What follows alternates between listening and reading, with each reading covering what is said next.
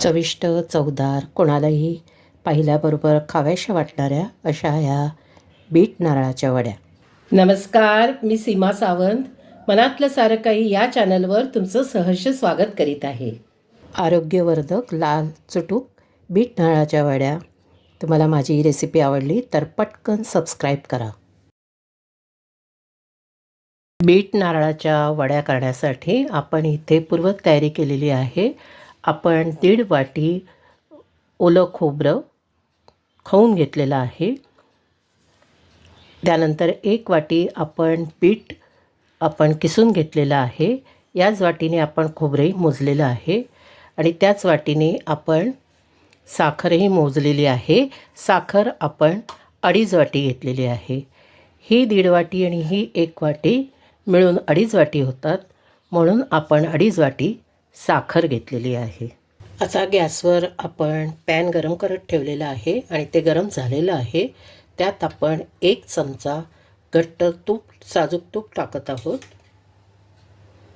साजूक तूप वितळलेलं आहे. आता आपण त्यामध्ये जो आपण इटाचा किस घेतला होता तो त्यात टाकणार आहोत.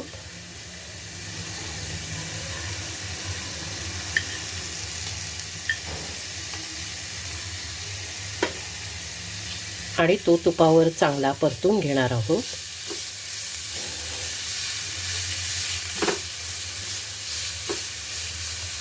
जर तुमचं तूप पातळ असेल तर ते तुम्हाला 1 चमच्यापेक्षा जास्त लागेल.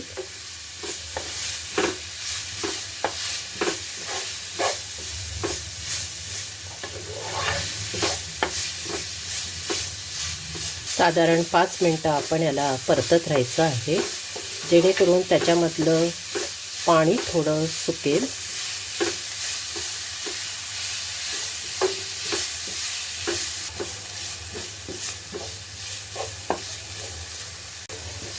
ज्या ज्या सीझनला जी फळं आणि भाज्या आपल्याला मिळतात ती आपण खाल्ली पाहिजेत.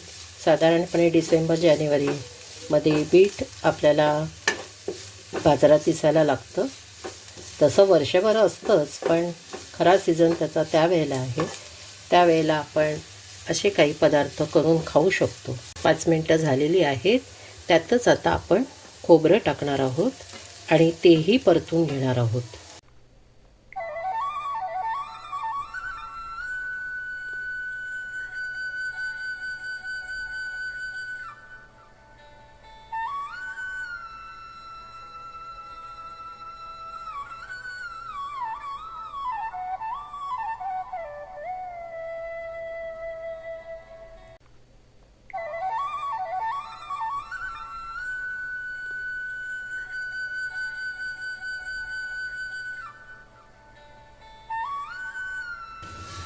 तुम्हाला हवं असल्यास तुम्ही खोबरं घातल्यानंतर यामध्ये अर्धा चमचा साजूक तूप घालू शकता.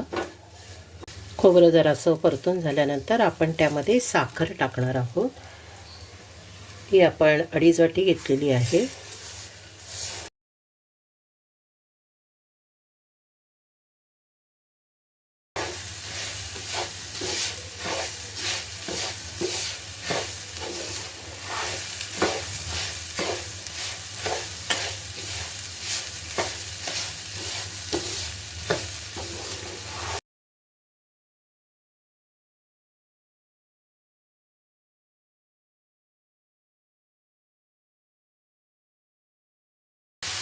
मिश्रण कसं लाल चटक दिसतंय, सुंदर दिसतंय.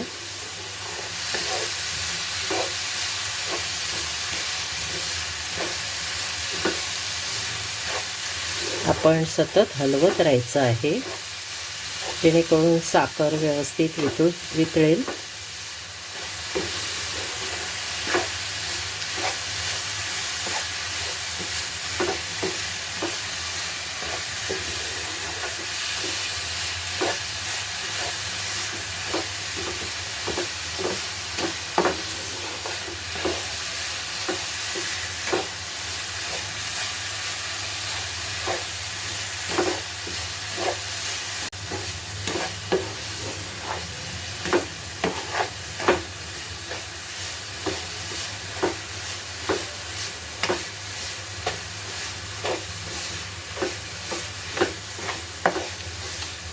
जसजसं मिश्रण शिजत जातं आहे तसतसं त्याचा कलरही थोडा डार्क लाल होतो आहे.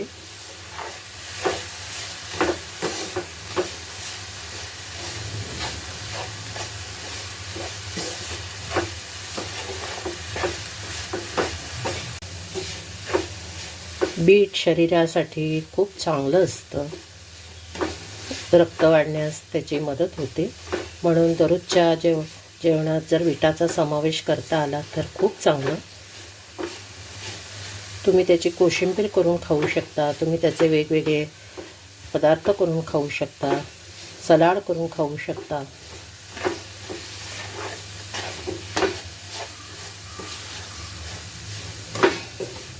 आणि ओलं खोबरं तर शरीरासाठी खूपच चांगलं असतं. त्यामुळे हे दोन्ही पदार्थ एकत्र आल्यावर शरीरास किंबहुना शरीराच्या आरोग्यास त्याचा उपयोगच होतो.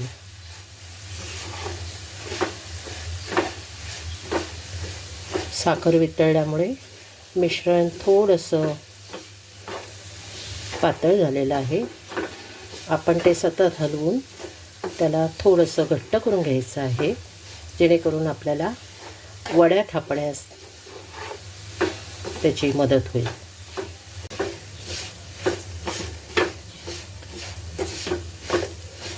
आपलं मिश्रण वडा थापण्यास योग्य झालेलं आहे. आता आपण गॅस बंद करूया.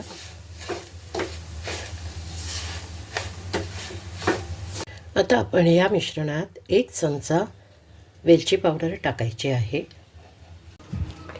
आता इथे आपण एक ताट घेतलेलं आहे आणि त्याला आपण साजूक तूप लावून घेतलेलं आहे.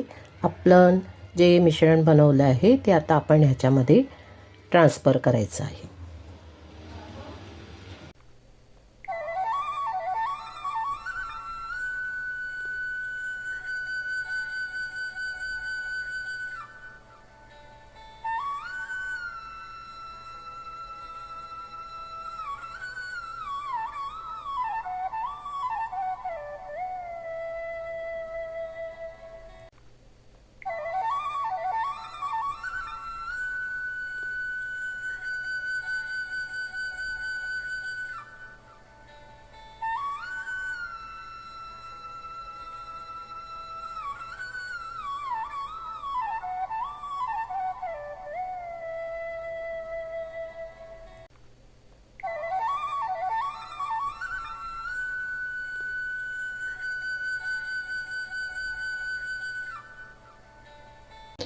एका वाटीने ते चांगलं थापून घ्यायचं आहे.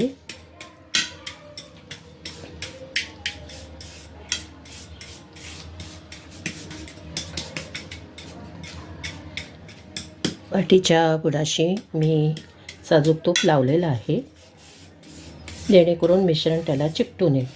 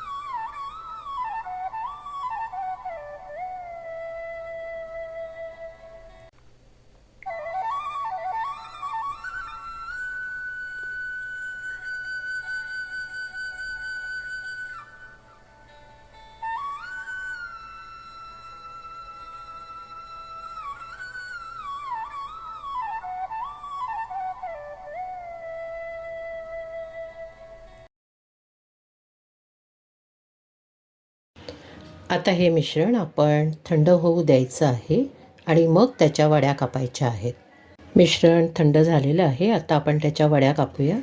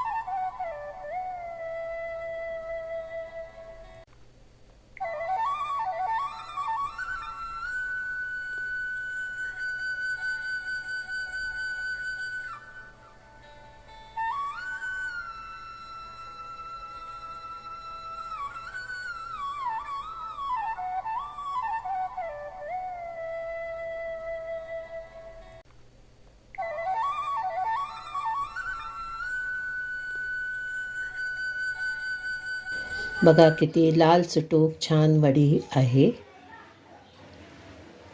खायलाही ती तितकीच चविष्टही आहे.